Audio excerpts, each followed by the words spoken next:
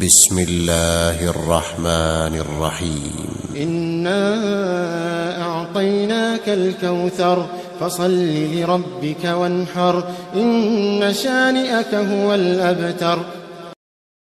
Assembly میں قادیانیوں کو کافر قرار دے دیا گیا اور یہ اس سال تو 8 ستمبر کو ہوا ہے، لیکن آئندہ انشاءاللہ ہر سال 7 ستمبر کو یہ پروگرام ہوگا. اس کے لیے آپ نے تیاری کرنی ہے، اس کو ذہن میں رکھنا ہے. اعلان ہو یا نہ ہو، دعوت آپ تک پہنچے یا نہ پہنچے. جس طرح 12 ربیع الاول کو حضور کی آمد کا ذکر ہم کرتے ہیں، 7 ستمبر کو ہر سال انشاءاللہ تاجدار ختم نبوت کانفرنس منعقد کریں گے، حضور کے ختم نبوت کا تذکرہ کریں گے. آپ تمام آباد تشریف لائے، آپ کا شکریہ بھی ادا کرتے ہیں. کچھ بشر ہونے کے ناطے تجھے خود سا جانے،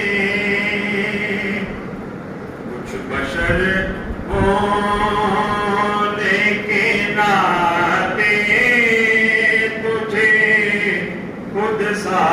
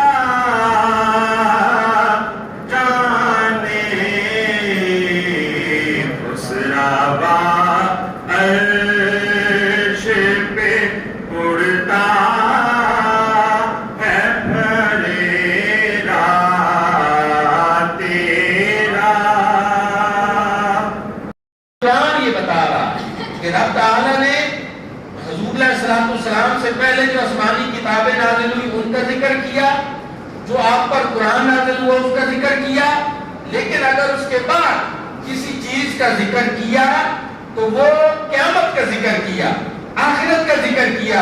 کیوں؟ اس لیے کہ اللہ رب العزت کو یہ معلوم تھا کہ حضور علیہ السلام کی نبوت کے بعد اور قرآن جیسی آسمانی کتاب کے بعد اگر کوئی چیز آئے گی تو پھر وہ آخرت آئے گی، نہ کوئی آسمانی کتاب آئے گی، نہ کوئی نبی اور رسول آئے گا. اس لیے فرمایا کہ مومن قرآن پر بھی ایمان رکھیں گے اور اس کے بعد پھر اگر یقین رکھیں گے تو آخرت کے اوپر یقین ہے. آخرت کے اوپر یقین رکھیں.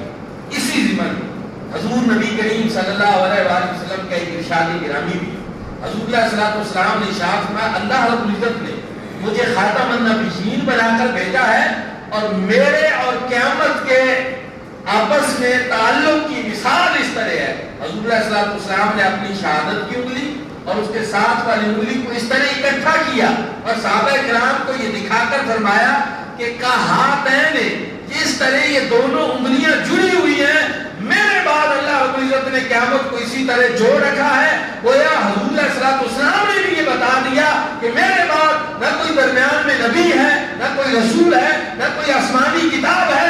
میرے ساتھ اگر کوئی چیز جڑی ہوئی ہے تو میری نبوت اور رسالت کے فوراً بعد جو ہے وہ قیامت کا دن آئے گا میدان محشر سے. تاجدار ختم نبوت زندہ باد، زندہ باد. تاجدار ختم نبوت زندہ باد، زندہ باد. یہاں حضور سید رضا الامت حضرت جسٹس پیر کرم شاہ الازہری رحمۃ اللہ تعالی علیہ تفسیر روح المعانی کے حوالے سے ایک روایت ذکر کرتے ہیں کہ حضرت مولا علی بھی اس کے راوی ہیں اور حضرت عبداللہ ابن عباس بھی اس کے راوی ہیں کہ حضور نبی کریم صلی اللہ علیہ وآلہ وسلم نے ارشاد فرمایا کہ اللہ رب العزت نے، حضرت مولا علی بھی راوی ہیں، حضرت عبداللہ ابن عباس بھی راوی ہیں، کہ اللہ رب العزت نے تمام انبیاء سے یہ وعدہ لیا تھا عالم ارواح میں کہ جب تم دنیا میں جاؤ گے تو تم اپنی اپنی امتوں سے یہ وعدہ لو گے کہ آج ہمارا کلمہ پڑھ لو، آج ہمارے اوپر ایمان لے آؤ، لیکن جب بھی مصطفیٰ کریم صلی اللہ علیہ وآلہ وسلم کی جلوہ گری ہو جائے، ہمارے کلموں کو چھوڑ دینا ہے، نبوتوں اور رسالتوں کو چھوڑ دینا ہے، حضور علیہ الصلوۃ والسلام کا کلمہ بھی پڑھنا ہے اور حضور علیہ الصلوۃ والسلام کی غلامی بھی اختیار کرنا۔ اللہ نے سارے انبیاء اور رسولوں کو بھی اس بات کا پابند بنا۔ اور اب ختم نبوت کا یہ خاتم النبیین کا جو معنی ہے، اس کے حوالے سے قادیانی جو ہیں وہ لوگوں میں کنفیوژن پھیلاتے ہیں۔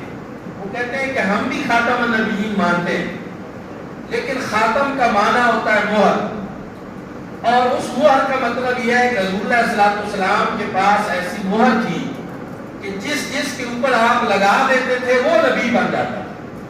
اب یہ وہ اپنا معنی کرتے ہیں قادیانی لوگ۔ اب آپ اس کو سمجھنا، جبکہ حضور ضیاء رحمۃ اللہ تعالی علیہ نے تفسیر ضیاء القرآن میں لغات کے حوالے سے، لسان العرب کے حوالے سے، دیگر لغات کے حوالے سے بڑی وضاحت کے ساتھ بیان کیا آپ نے کہ ایک تو اگر یہ خاتم ہو یا خاتم ہو، تا کی زبر کے ساتھ یا تا کی زیر کے ساتھ، ان دونوں کا معنی ہوتا ہے سب سے آخر میں آنے والا۔ پہلے تو لغات کے ساتھ آپ نے یہ بات سمجھی، ان کا معنی ہوتا ہے سب سے آخر میں آنے والا۔ وہ بات بنتی نہیں ہے جو قادیانیوں کی ہے۔ دوسری بات کہ اگر بالفرض اس سے مہر مراد لی جائے تو پھر وہ معنی نہیں بنتا جو قادیانیوں نے کیا، پھر ہم بتاتے ہیں کہ معنی کیا بنتا ہے۔ پھر اس کا مطلب یہ ہوتا ہے کہ بادشاہ جب کوئی خط لکھتے تھے اور وہ یہ چاہتے ہیں کہ اب ہمارا یہ خط کسی کے پاس پہنچے تو نہ اس میں کوئی کمی کر سکے نہ اس میں کوئی بیشی کر سکے، تو اس خط کو بند کر کے اس کے اوپر وہ اپنی مہر لگاتے تھے کہ اب اس میں سے کوئی چیز نہ نکالی جا سکتی ہے نہ داخل کی جا سکتی ہے۔ تو پھر حضور فرماتے ہیں کہ اللہ رب العزت نے مصطفیٰ کریم صلی اللہ علیہ وآلہ وسلم کو انبیاء کی ایسی مہر بنا کر بھیجا ہے کہ اب نبوت کا یہ جو سلسلہ ہے میرے آقا کے تشریف لانے کے بعد اب نہ کوئی نبی اس میں سے نکل سکتا ہے نہ کوئی نبی اس میں داخل کیا جا سکتا ہے۔ دوستان کا اس معنی سے بھی معاملہ یہ بے غبار ہو گیا اور ان کا قادیانی حضرات کا کام نہیں بن سکتا۔ لیکن پھر ایک اور بات سنیں، وہ اس سے زیادہ قابل غور ہے کہ قرآن و سنت کا وہ معنی ہم لیتے ہیں جو قرآن کی آیات کا معنی حضور نبی کریم صلی اللہ علیہ وآلہ وسلم نے خود لیا۔ ہم پابند ہیں اس بات، کوئی شخص بھی قرآن کا معنی اپنی مرضی کا نہیں کر سکتا۔ قرآن کی سب سے بہتر تفسیر ہوتی ہے جو قرآن کی تفسیر قرآن سے کی جائے، اور قرآن کی تفسیر اگر قرآن کی دیگر آیات کو مد نظر رکھ کر کی جائے تو پھر بھی اس کا معنی یہ بنتا ہے کہ حضور سب سے آخر میں تشریف لانے والے ہیں، خاتم النبیین ہیں، اور کوئی نبی اور رسول حضور کے بعد نہیں آ سکتا۔ اور دوسرا، قرآن کی وہ تفسیر سب سے بہتر ہوتی ہے جو قرآن کی تفسیر حدیث سے کی جائے۔ دوسرے نمبر، حضور علیہ الصلوۃ والسلام نے، کیونکہ آپ افصح العرب تھے، تیرے آگے ہے یوں دبے لچے فصحاء عرب کے بڑے بڑے، کوئی جانے کے منہ میں زبان نہیں بلکہ جسم میں جان۔ میرے آقا سے زیادہ فصیح و بلیغ کون تھا؟ اسی مثال کے ذریعے آپ نے سمجھایا قیامت تک کے لیے ہر انسان کو وہ بات سمجھ آ سکتی ہے۔ میرے آقا نے فرمایا کہ ایک بڑا خوبصورت محل ہو، میری مثال اور انبیاء کی مثال اس طرح ہے، ایک بڑا خوبصورت محل ہو اور اس میں ایک اینٹ کی جگہ باقی ہو، لوگ اس کا چکر لگائیں اور طواف کریں اور اس کو دیکھیں اور تعریف کریں، یہ بڑا خوبصورت محل ہے، لیکن اگر اس میں یہ ایک اینٹ لگا دی جاتی تو یہ مکمل ہو جاتا۔ میرے آقا نے فرمایا اللہ نے وہ مجھے بنا کر بھیجا اور میرے آنے سے وہ قصر نبوت اب مکمل ہو گیا ہے، نبوت کا محل مکمل ہو گیا ہے، اب اس کی تعمیر ختم ہو چکی ہے، نبوت کا محل مکمل ہو چکا ہے۔ وہ آخری اینٹ جو باقی تھی اللہ نے وہ میری صورت میں لگا دی ہے۔ میرے بھائیوں اور دوستوں، یہ مسجد بنی ہوئی ہے، اس کی دیوار میں اگر آپ کوئی نئی اینٹ لگانا چاہیں گے تو اس کی دو ہی صورتیں ہیں۔ ایک صورت یہ ہے کہ آپ پہلے سے لگی ہوئی اینٹ جو ہے اس کو اکھاڑیں، تب اس میں وہ اینٹ داخل آپ کر سکتے ہیں، ورنہ جب اس کے اوپر آپ رکھیں گے وہ اینٹ تو وہ اضافی لگے گی، اس کا حصہ نہیں بن سکے گی. تو میرے بھائیوں اور دوستوں، اب اگر کوئی مرزا جیسے ملعون بدبخت کو نبوت کے محل میں گھسیٹنے کی کوشش کرے گا تو پہلے وہ کسی نبی کو نکالنے کی کوشش کرے گا، اور یہ بھی معاملہ کفر کا ہے، اور نئے نبی کو اپنی طرف سے بنا کر داخل کرنا یہ بھی کفر کا معاملہ ہے. وہ حضور علیہ السلام نے بتا دیا کہ اب جو ہے قیامت تک کے لیے قصر نبوت مکمل ہو چکا ہے، نہ اس میں کوئی آ سکتا ہے نہ اس سے کوئی جا سکتا ہے. نبوت کا یہ سلسلہ اللہ رب العزت نے میرے اوپر ختم کروا. یہ 100 آیات کریمہ ایسی ہیں، لیکن ہمارے شیخ القرآن علامہ مولانا عبدالغفور ہزاروی صاحب رحمۃ اللہ تعالی علیہ وہ فرمایا کرتے تھے کہ میرا یہ دعویٰ ہے کہ اگر مجھے موقع دیا جائے تو میں قرآن کی ہر آیت سے حضور کا خاتم النبیین ہونا ثابت کر سکتا ہوں. اور وہ جو اہل علم ہیں وہ یہ بات سمجھ سکتے ہیں کہ وہ ان چیزوں سے وہ ہر چیز ثابت ہو سکتی ہے قرآن سے جو انہوں نے ختم نبوت کے بارے میں کہی. تو الحمدللہ پورے کا پورا قرآن حضور کے خاتم النبیین ہونے کے اوپر شہد آتے ہیں. یہ بات آپ یاد رکھیں، اس کی نزاکت سمجھنے کے لیے جتنے غزوات ہوئے حضور علیہ السلام کی حیات طیبہ میں، غزوہ ہوتا ہی ہوا جس میں کریم آقا علیہ السلام خود بنفس نفیس شریک ہوئے. ان غزوات میں صحابہ کرام کی کل شہداء کی تعداد ہے 250. تمام غزوات میں جو صحابہ کرام شہید ہوئے ان کی تعداد ہے 250.